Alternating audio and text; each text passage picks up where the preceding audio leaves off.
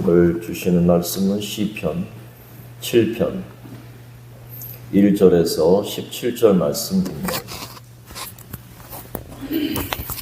시편 7편 1절에서 17절 말씀입니다.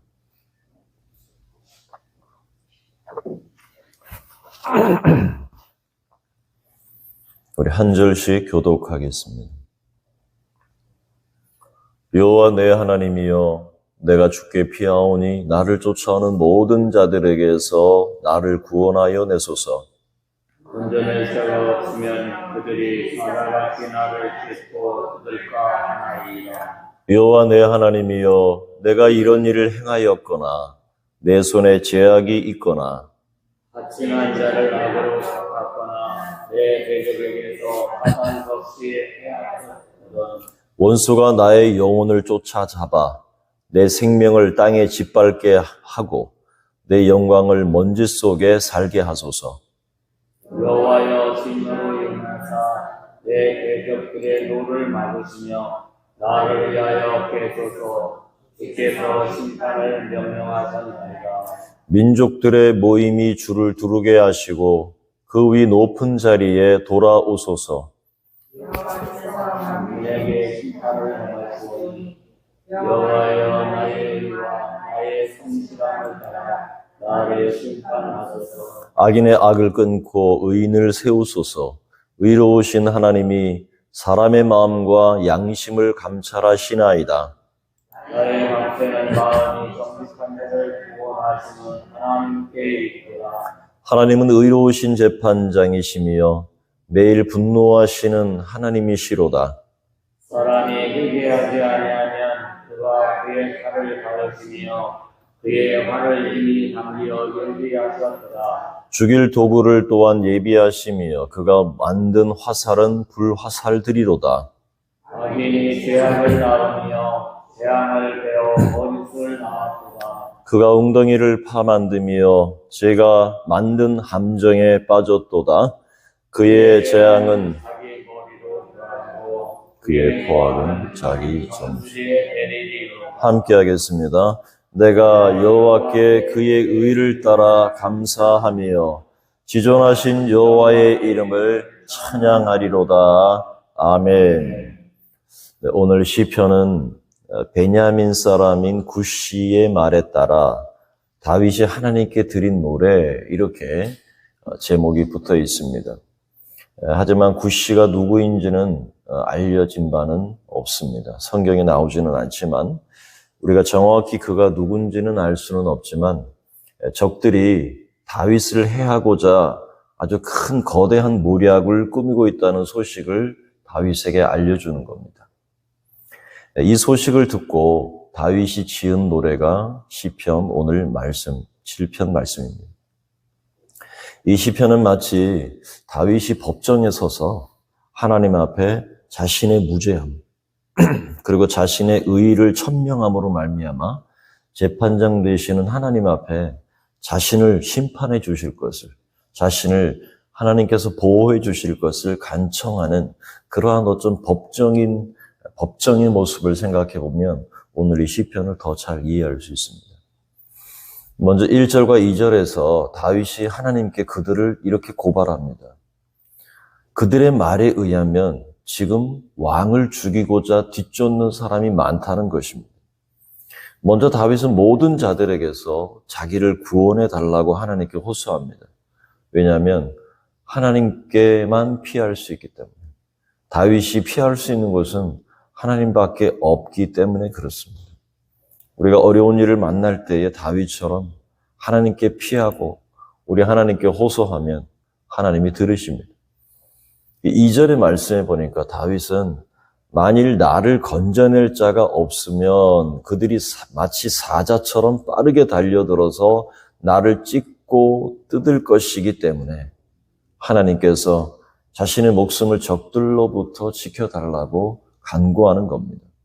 마치 사자에게 쫓기는 가젤처럼 다윗은 급하게 하나님께 달려가는 겁니다. 하나님, 저를 살려주십시오. 저를 보호해 주십시오. 그리고 다윗은 3절과 5절에서 자신이 하나님 앞에 저는 무죄합니다. 재판장 하나님께 이렇게 호소하는 겁니다.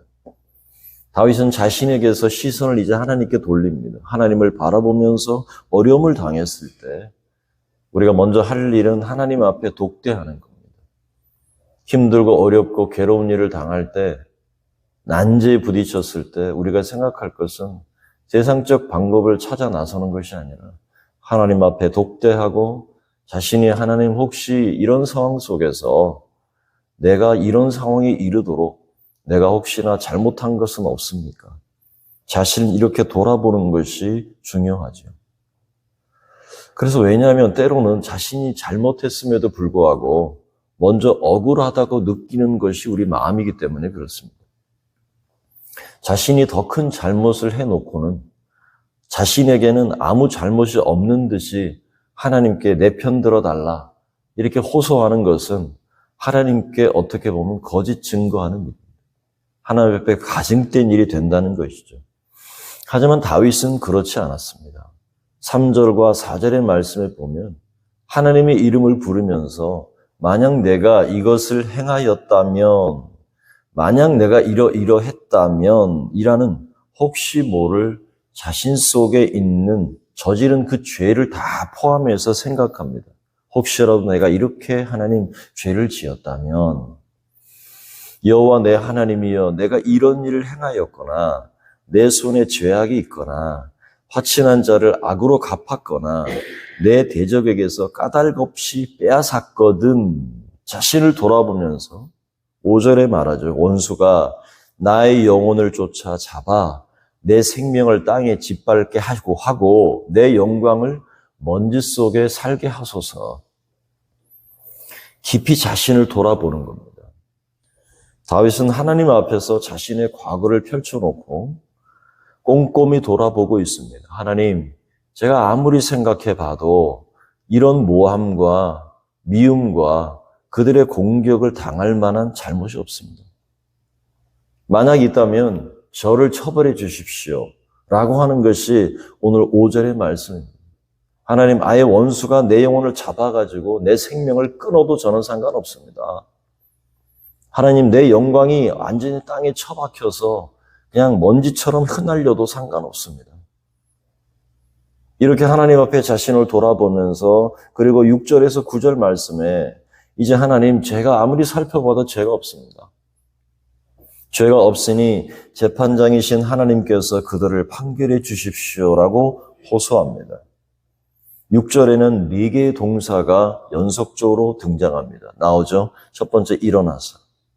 두 번째, 막아주시며. 세 번째, 깨소서. 네 번째, 심판을 명하소서. 이렇게 말합니다.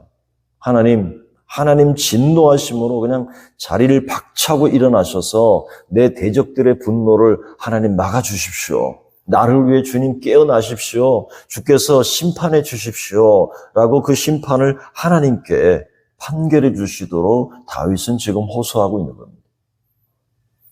그래서 7절과 9절의 말씀에 보면 민족들의 모임이 줄을 두르게 하시고 그 위에 높은 자리에 돌아오소서. 여호와여 만민에게 심판을 행하시오니 여호와여 나의 의와 나의 성실함을 따라 나를 심판하소서. 악인의 악을 끊고 의인을 세우소서. 의로우신 하나님이 사람의 마음과 양심을 감찰하시나이다. 그렇게 고백합니다. 다윗이 하나님을 절대적으로 신뢰하는 것은 무엇입니까? 바로 하나님 앞에 자신의 의와 그리고 성실은. 우리는 다윗이 어떠한 삶을 살아왔는지 이 고백 속에서 엿볼 수 있습니다. 하나님 앞에 자신을 내세우는 것은 뭐냐면 나를 의롭게 하신 그 의와 그리고 그 의에 대한 나의 고백과 삶을 살아온 그 성실함. 다윗이 어릴 때부터 목동 시절부터 자신이 어떻게 살아왔는지 우리는 이 고백 속에서 자신이 얼마나 성실한 삶을 살아왔는지 하나님 앞에 자신을 드러내는 다윗의 모습을 보게 됩니다. 하나님은 의로우시니 악인의 악을 끊으시고 의인을 세워주소서. 사람의 숨겨진 마음과 양심을 오직 하나님께서 감찰하시니 판단해 주십시오라고 재판장께 호소하는 겁니다. 만일 다윗이 바른 생각을 가지고 의롭게 그리고 성실하게 살기 위해서 노력해 오지 않았다면 이렇게 하나님 앞에서 이토록 담대하게 다윗은 기도할 수 있었을까? 다윗의 이런 고백은 오늘 우리를 돌아보게 합니다. 세상 법정에서조차 죄를 찾을 수 없고 하나님의 의와 성실함으로 오늘을 우리가 살아낼 수는 없을까? 세상 사람들뿐만 아니라 하나님 앞에서조차도 이런 정직과 성실함과 의로운 삶을 우리는 살아낼 수는 없을까? 저와 여러분이 다윗보다는 의와 성실이 높지는 않아도 이렇게 다윗처럼 하나님 앞에 의와 성실함으로 고백할 수 있는 그런 삶, 오늘 하루를 그렇게 살아냈으면 좋겠습니다. 다윗은 다시 한번 10절에서 마음이 정직한 자를 구원하시는 하나님이 방패가 되신다는 사실을 그렇게 노래합니다. 그러면서 다윗은 자신에게 눈을, 이제는 자신을 살펴봤던 그 눈을 그 대적들에게 돌려서 의로우신 재판장 하나님께서 그들을 심판해 주실 것을 간구합니다. 11절의 말씀에 보면 하나님은 의로우신 재판장이시며 매일 분노하시는 하나님이십니다 라고 노래합니다. 하나님은 의로우신 재판장이시기 때문에 언제라도 악인을 벌하실 수 있는 분입니다. 즉각 판결, 즉각 심판에 넘길 수 있는 분이 하나님이시기 때문에 악인들의 죄를 보시고 매일매일 분노하시는 하나님이라고 고백합니다. 이 땅에 악이 얼마나 충만한지, 이 땅에 얼마나 악이 가득한지 하나님 심판자 되시는 주님께서 이 땅을 보시고 매일 분노하시고 심판하시는 분이라는 사실을 다윗은 알고 있습니다. 매일 분노하시는 하나님이라는 말은 하나님이 분노가 가득한 분이라는 뜻이 아니라 하나님께서 매일 세상을 공의로 지켜보시고 판단하신다는 뜻입니다. 불꽃 같은 눈으로 세상을 살피시는 분이 우리 하나님이십니다. 이제 다윗은 그 악인들이 회개할 것을 촉구합니다. 그러나 법정에선 악인들이 자신들의 죄를 자백할지는 의문입니다. 그래서 12절에 다윗은 회개하지 않을 때 그들이 당할 심판이 무엇인지를 이렇게 말합니다. 사람이 회개하지 아니하면 그가 그의 칼을 가시며 그의 활을 이미 당기어 예비하셨도다. 죽일 도구를 또한 예비하시며 그가 만든 화살은 불화살들이로다. 이렇게 하나님의 심판이 엄연하다는 사실을 그들에게 이야기하는 겁니다. 세상을 심판하시는 하나님이 악한 세상을 두고 보시는 것은 심판하시지 않는 것이 아니라 하나님은 그 심판을 뒤로 미루신다는 사실입니다. 여러분, 그것이 베드로 사도가 한 말이지요. 하나님은 세상이 하루가 천년같이, 천년이 하루같이 하나님이 세상을 참고 계시는 것뿐이지, 오늘 이 땅을 살아가는 그리스도인이 생각할 때도 이 땅에 죄악이 너무나 가득하고 악인들의 삶이 하나님 보시기에 역겹고 우리가 볼 때도 너무나 세상이 더러운 세상인데 왜 하나님은 두고 보십니까? 라고 우리가 말할 수 있지만 하나님께서는 그 심판을 마지막 주님이 오실 때에 세상을 완전하게 심판하시는 그 심판을 뒤로 미루셨을 뿐이지 하나님이 세상을 지금 당장 심판하시는 것이 아니죠. 그래서 우리가 생각할 것은 이 땅에 심판을 뒤로 미루신 그 하나님을 생각하고 이 땅에 아직도 구원받지 못한 백성들이 있다는 사실을 우리가 살피면서 천년이 하루같이, 하루가 천년같이 그 집 나간 자식이 돌아오도록 기다리시고 계시는 그 하나님의 마음을 우리가 품고 세상을 하나님 앞으로 인도하고 구원해내기 위한 하나님의 그 마음을 우리가 갖는 것이 중요한 것이죠. 하나님의 심판은 엄연한 현실입니다. 세상을 심판하시는 하나님이 악한 세상을 그냥 두고 보시는 것은 심판을 미루실 뿐입니다.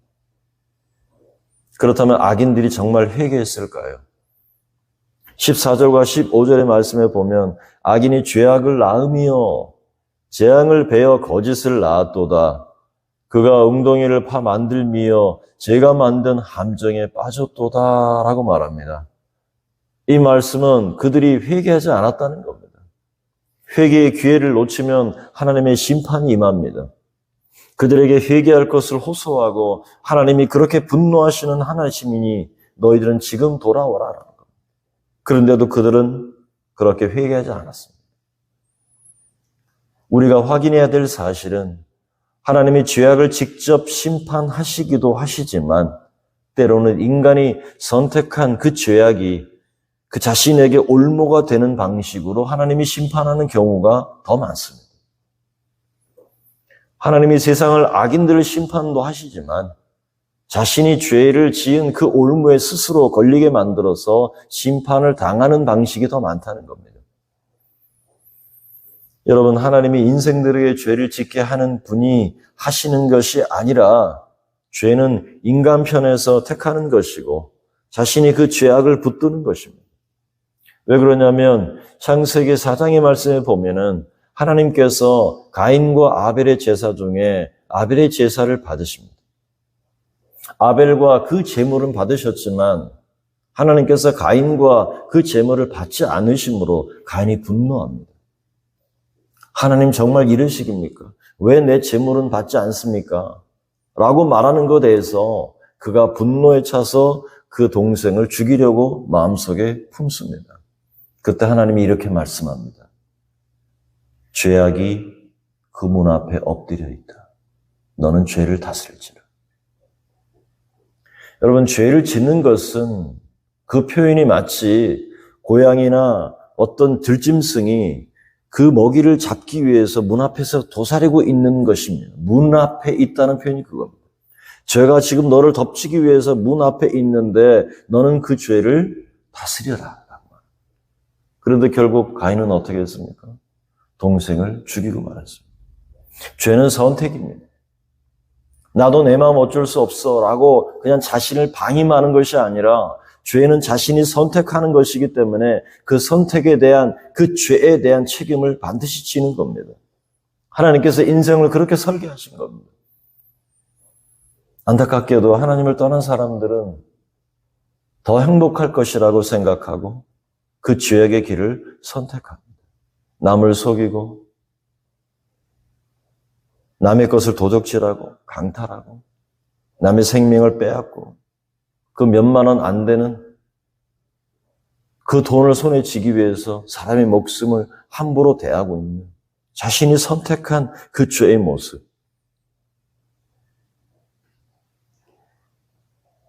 다윗을 죽이고자 음모를 꾸미는 그러한 모습이죠.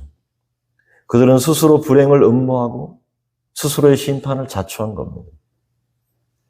회개할 기회마저도 받아들이지 않고 죄를 선택한 것이죠.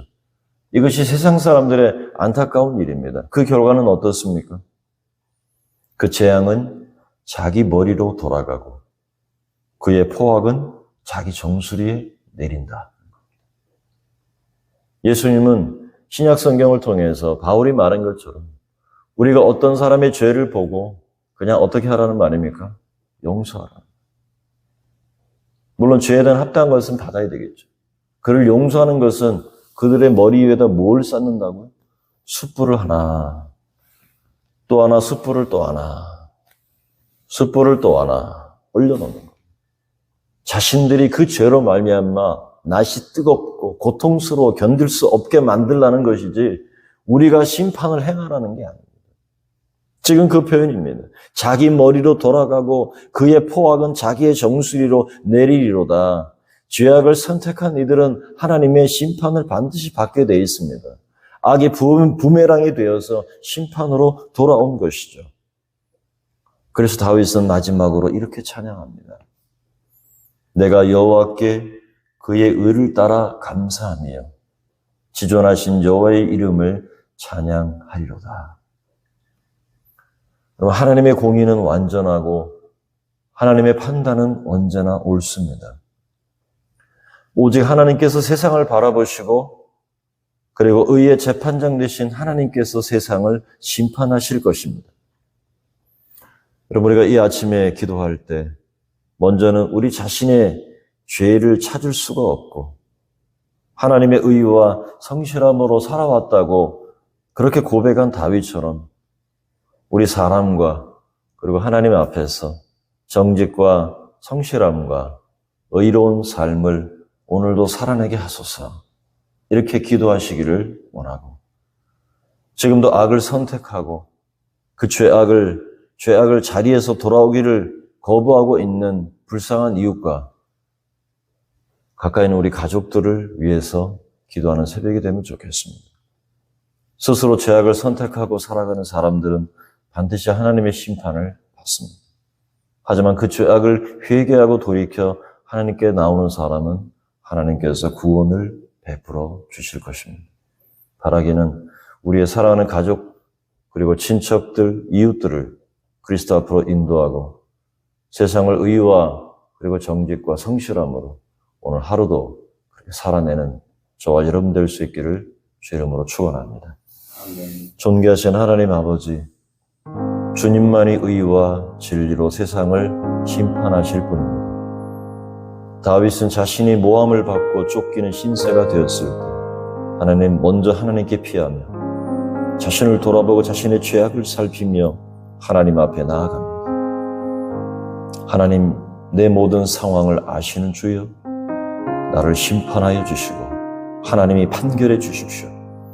그리고 악인들의 심판을 주님이 행하시며 의로우신 하나님 앞에 우리가 온전히 내가 설 수 있는, 그래서 하나님, 그 모든 악인들을 하나님이 심판하시며 그들이 돌이킬 수 있는 은혜를 주시고 하나님 판단하십시오, 판단해 주십시오 라고 고백했던 다윗처럼 오늘 우리도 하나님 앞에 정직과 성실함과 하나님의 의를 따라 살게 하시고, 때로는 하나님 모함을 당하고 때로는 세상 사람들의 그 잘못된 루머를 통해서 우리가 곤란을 겪게 된다 할지라도 우리의 의와 성실함과 정직으로 하나님 앞에 서게 하여 주시옵시고, 하나님의 판단을 받으며 하나님의 그 심판과 하나님 재판장이신 하나님 앞에서 우리의 삶을 정직하게 살아내는 오늘 하루의 삶이 될 수 있도록 인도하여 주시옵소서.